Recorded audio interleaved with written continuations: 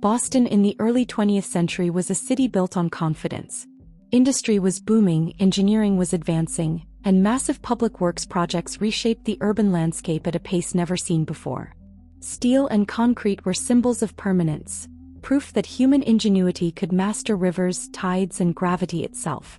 In this atmosphere of optimism, bridges were not merely structures but statements, bold declarations that the modern city could span any obstacle. The Summer Street Bridge stood as one such declaration, carrying traffic across Fort Point Channel and linking vital parts of the city. To the people who crossed it every day, it was unremarkable, just another part of the city's daily rhythm.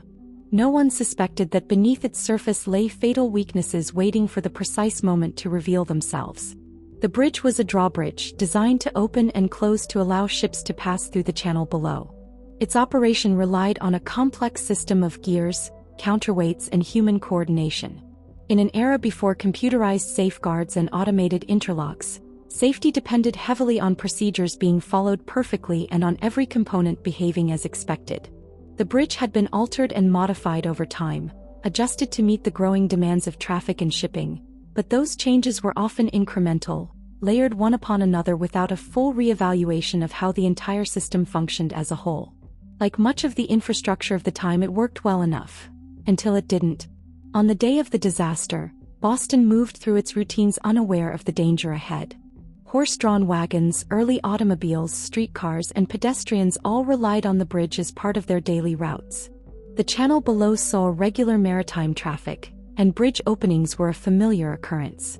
When the drawspan began to open that day, there was no immediate sense of alarm. To those nearby, it appeared to be just another routine operation, one they had seen countless times before. What happened next unfolded with terrifying suddenness. As the drawbridge opened, a streetcar approached the crossing. Whether due to miscommunication, a failure to properly signal the opening, or simple human error compounded by mechanical limitations, the streetcar did not stop in time.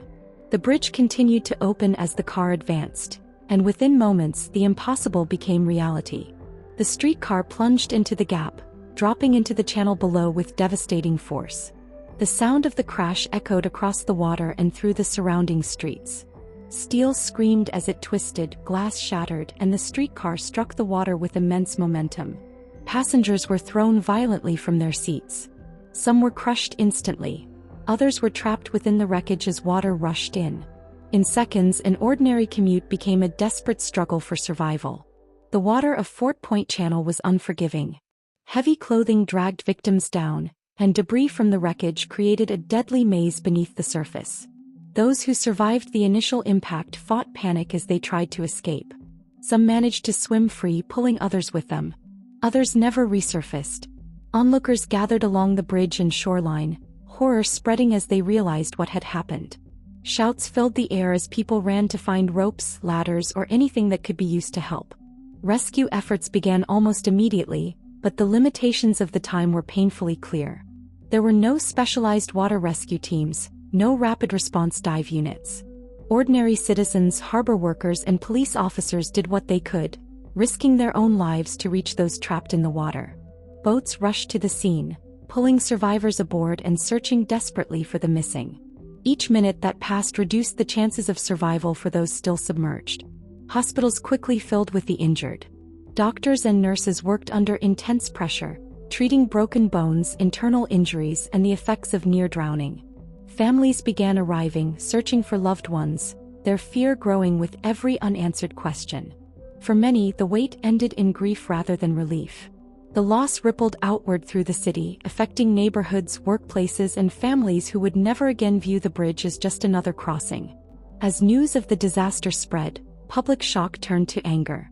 How could such a thing happen in the heart of a modern city? Why had a streetcar been allowed onto a bridge that was opening? Investigations were launched to determine responsibility, examining the actions of bridge operators, streetcar conductors, and the design of the bridge itself. Testimony revealed a system that relied too heavily on human judgment without sufficient mechanical safeguards. Signals were inadequate. Procedures were unclear or inconsistently enforced. The margin for error was dangerously small. The investigation exposed a broader truth about infrastructure at the time. Bridges, railways, and transit systems were often built with confidence in materials and engineering but without fully accounting for the realities of human behavior. Fatigue, distraction, miscommunication, and routine complacency were not considered design flaws, yet they proved just as deadly as any structural weakness. The Summer Street Bridge disaster became a case study in how complex systems fail not because of one mistake, but because of many small vulnerabilities aligning at once. Public trust in urban infrastructure was shaken. Editorials demanded reforms, calling for clearer signals, stronger physical barriers, and stricter operating rules. City officials faced mounting pressure to modernize safety standards and accept that good enough was no longer acceptable when lives were at stake.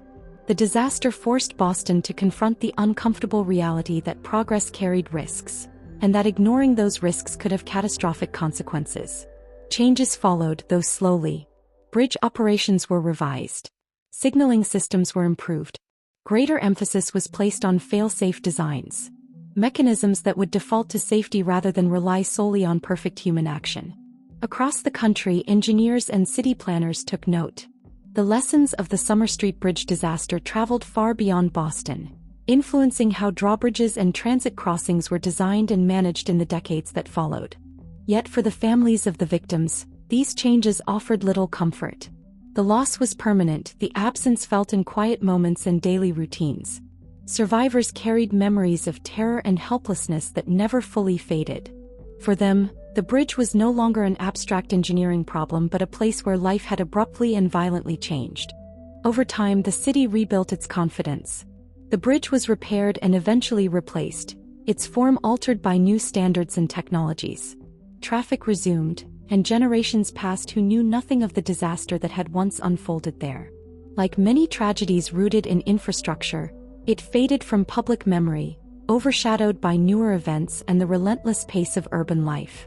Yet the Summer Street Bridge disaster remains deeply relevant.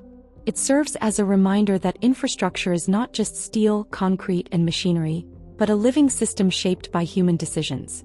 Every signal ignored, every shortcut taken, every assumption left unchallenged carries the potential for harm. The disaster underscores the importance of designing systems that anticipate failure rather than deny its possibility. Today, as cities rely on ever more complex networks of transportation and technology, the lessons of that day endure beneath the surface. Modern safeguards, redundancies, and regulations are often born from past catastrophes, their origins forgotten even as their protections are relied upon daily.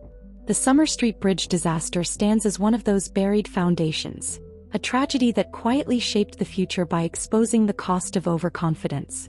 The bridge itself may no longer exist in its original form, but its legacy does.